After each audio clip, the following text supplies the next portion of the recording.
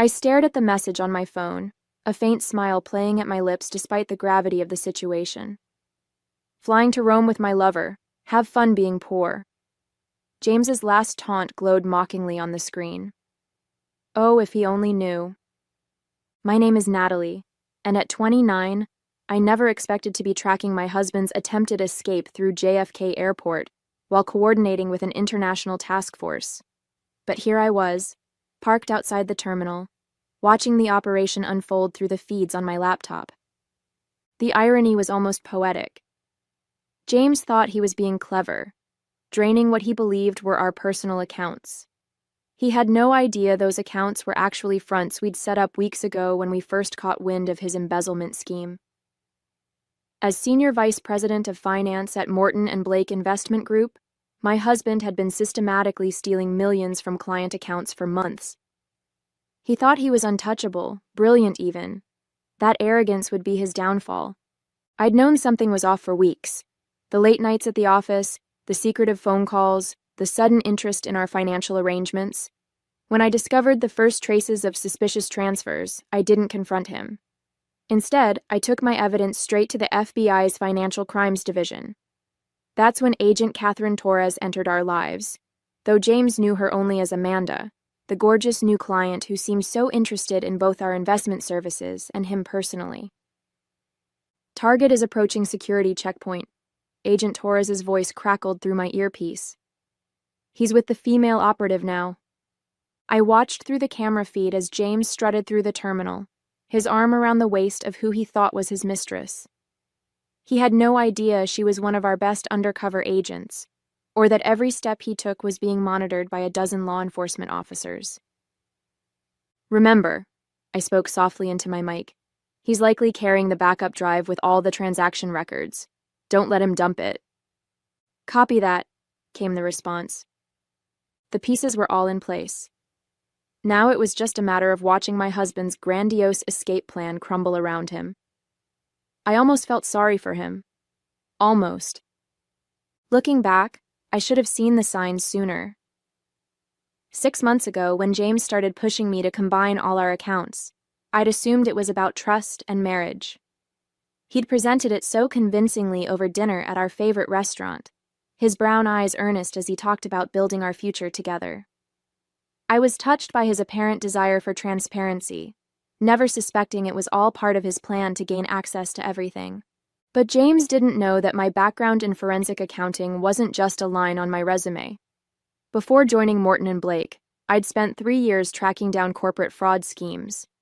The skills never quite leave you. The attention to detail, the ability to spot patterns in financial discrepancies, the instinct for recognizing when something just doesn't add up. The first red flag was the change in his routine. James had always been methodical, leaving for work at exactly 7:30 a.m. and returning by 6 p.m. Then suddenly, he started having emergency client meetings that kept him at the office until midnight. I might have believed it, except I caught him slipping once.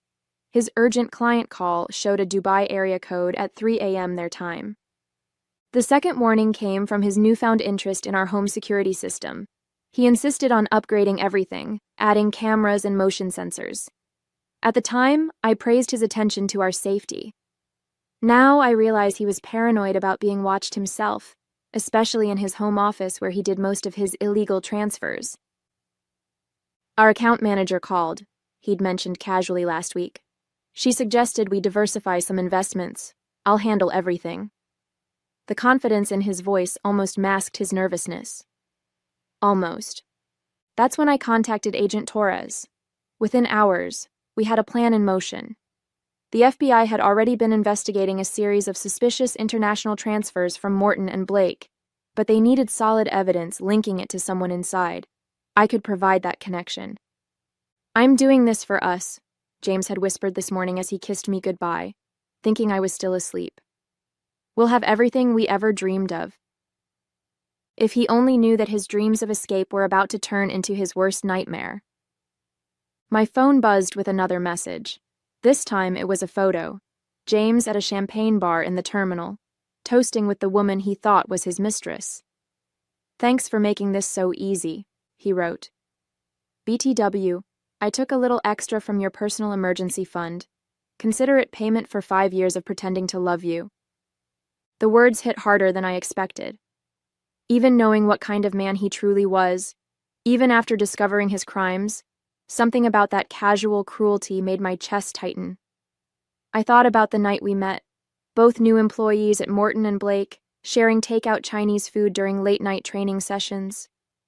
I remembered how he'd brought me soup when I had the flu, how he'd held my hand at my father's funeral. Had it all been an act? Target is getting restless, Agent Torres reported through my earpiece. He's checked his watch 3 times in the last minute. I pulled up the security feed from the terminal. James was trying to look relaxed, but I could read the tension in his shoulders.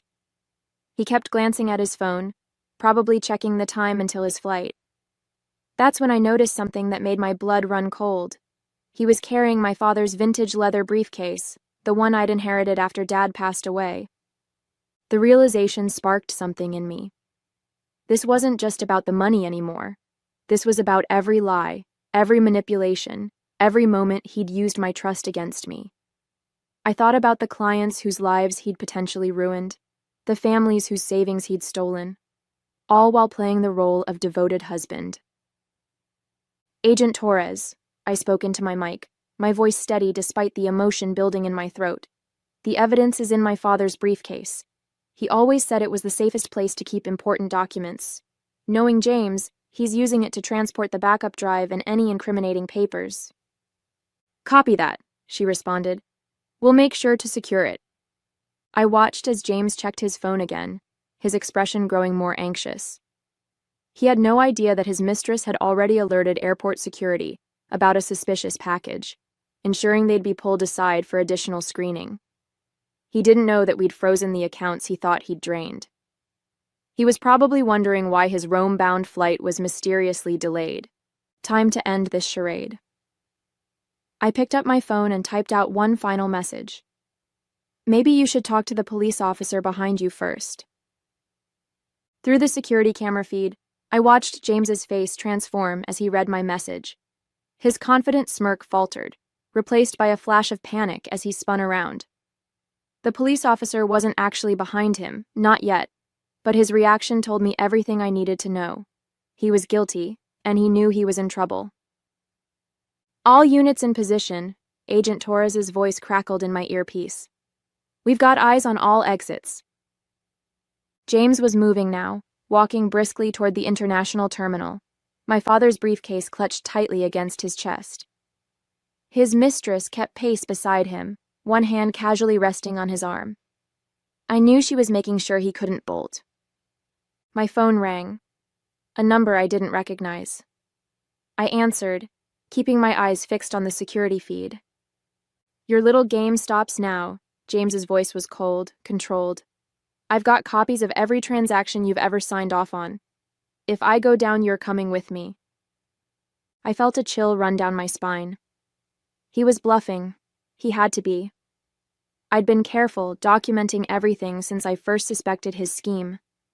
But there was something in his voice that made me uneasy. Really? I kept my voice steady. And what transactions would those be? Don't play innocent, Natalie. Those offshore accounts? The shell companies? I've got proof you were involved from the beginning. Who do you think they'll believe? The devoted husband trying to protect his wife's interests? Or the scorned woman seeking revenge? My heart raced. He was trying to twist this around, make me look like the guilty one. Classic James, always manipulating the situation to his advantage. But he'd made one crucial mistake. Interesting theory, I replied. Have you shared this evidence with Amanda? There was a pause. Through the camera feed, I saw him glance at the woman beside him. What does she have to do with this? Everything. I allowed myself a small smile. You see, Agent Torres has been very interested in hearing about those offshore accounts. The color drained from his face. On the screen, I watched him take a step back from his companion, realization dawning in his eyes. But it was too late. In one fluid motion, she had his arm behind his back. James Anderson, "You're under arrest for embezzlement and corporate fraud," she announced, her voice carrying across the terminal as other agents moved in. But then something happened that I hadn't expected. James started laughing. "Oh, Natalie," he said into the phone, his voice full of mockery despite his position. "You really think this is over? Check your email. I just sent you something interesting from the corporate server. Turns out your father wasn't as clean as you thought he was." The phone slipped in my suddenly sweaty palm. With trembling fingers, I opened my email. There it was, a folder labeled Thomas Bennett Project Files. My father's name. I clicked it open and my world shifted beneath my feet. The documents filled my screen. Transaction records, emails, meeting minutes, all dating back to when my father was CFO at Morton and Blake 15 years ago. My hands shook as I scrolled through them. Project files showed systematic manipulation of accounts, carefully hidden beneath layers of legitimate transactions. The pattern was familiar, because it was the exact same method James had been using. "Natalie?" Agent Torres's voice cut through my haze. "We've got him secured, but he's demanding to speak with his lawyer before—" "He knew," I interrupted, my voice barely a whisper. All this time, James knew about my father's involvement. That's why he chose me. That's why he pushed so hard to work at Morton and Blake. Through the terminal's security feed, I could see James being led away by agents, that smug smile still playing on his lips. He'd known this moment was coming. Even in handcuffs, he had an ace up his sleeve. "Your father's case was before my time," Agent Torres said cautiously. "What exactly are we looking at?" I quickly forwarded her the files. James didn't create this embezzlement scheme. He found my father's old blueprint and expanded on it. The offshore accounts, the shell companies. Dad built the foundation 15 years ago. The revelation hit me like a physical blow. Every memory of my father, his integrity, his principles, the lessons he'd taught me about right and wrong, now seemed tainted. Had James been watching me all these years, waiting for the perfect moment to use this information? My phone buzzed with a text from an unknown number. "I've got more files, much more. Drop the charges or everything about Thomas Bennett goes public.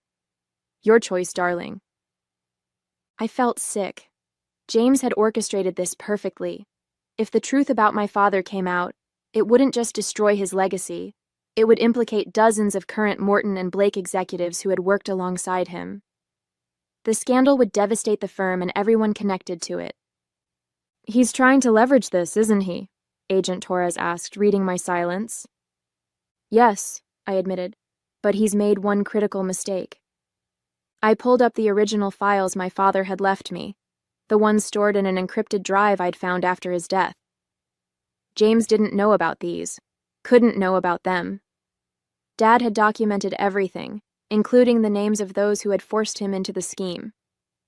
"My father wasn't the mastermind," I said, my voice growing stronger. "He was the whistleblower, and I can prove it." The pieces were falling into place now. Dad hadn't been able to come forward before his death, but he'd left everything I needed to finish what he'd started. James had only seen half the story, the part that looked incriminating. He had no idea he'd just handed me the key to exposing the entire corruption ring at Morton and Blake. I rushed to my office at Morton and Blake, Agent Torres following close behind. The building was nearly empty at this hour, but I knew exactly where to look. My father's old office, now a storage room, held the final piece of evidence we needed. "Your father suspected this might happen," I explained as we descended to the basement level. "He left me a series of clues in his personal journals. I never understood them until now." The storage room was cluttered with old filing cabinets and forgotten furniture. In the corner stood my father's ancient desk, deemed too heavy to move. I ran my fingers along its underside, finding the hidden catch he'd described in his journals. With a click, a small compartment opened. "Got it," I breathed, pulling out a weathered USB drive. "Ms. Bennett," a voice called from the doorway. We turned to find Harold Wright, Morton and Blake's current CEO, watching us with cold eyes. "I believe you have something that belongs to the company." 2 security guards flanked him. This wasn't good. Actually, I replied, keeping my voice steady, this belongs to the FBI now.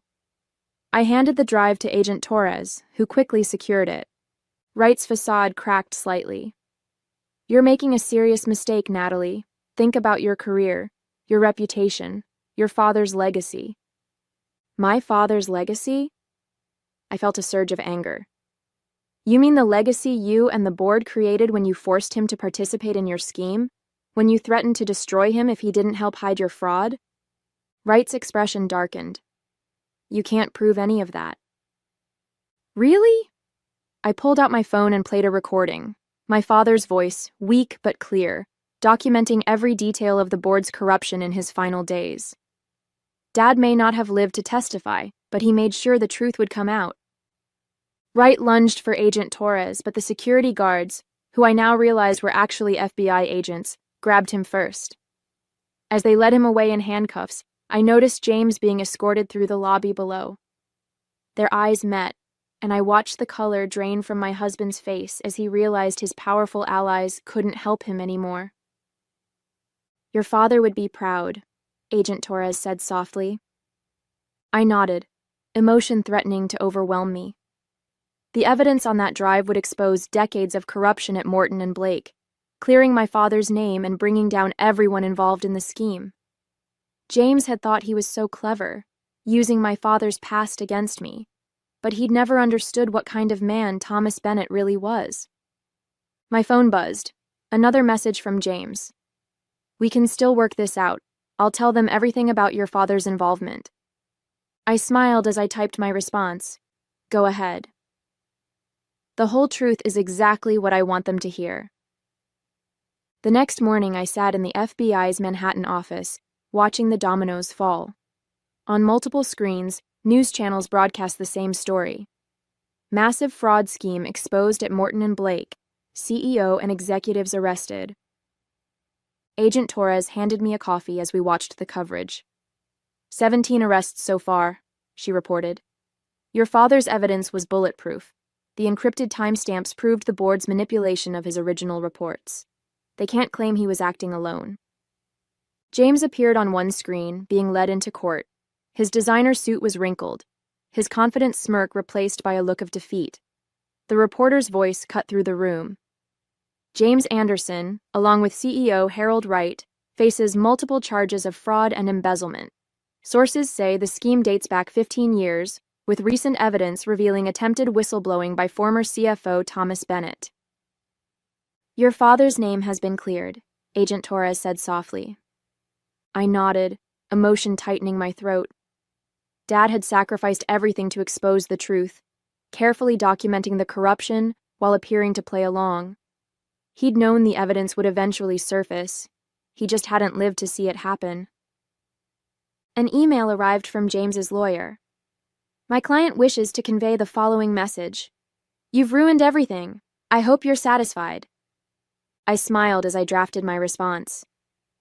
Please inform your client that he ruined everything himself. And yes, I am satisfied. Justice has finally been served. 1 month later, I sat in the courtroom as the judge delivered the sentences. James's face remained emotionless as he heard the verdict. 20 years for corporate fraud, embezzlement, and attempted flight to avoid prosecution. Harold Wright and the other executives received similar sentences. The corruption at Morton and Blake had been completely exposed, and the firm was undergoing a total restructuring under new leadership. The federal investigation had recovered most of the stolen funds. The money would be returned to the affected clients, along with compensation from the firm's insurance. My father's detailed records had made this possible, his final gift to the people he'd tried to protect. After the sentencing, Agent Torres approached me with an unexpected offer. The FBI's Financial Crimes Division could use someone with your skills, she said. Someone who understands how these schemes work from the inside. Would you be interested in consulting for us? I thought about my father, about how he'd fought to expose the truth while protecting his family. I thought about all the other companies where similar frauds might be happening, other families who might be suffering. Yes, I replied, I would. As I left the courthouse, I felt lighter than I had in months. My father's name had been cleared, justice had been served, and I had found a new purpose. Sometimes the best revenge isn't about getting even. It's about making sure the truth finally comes to light.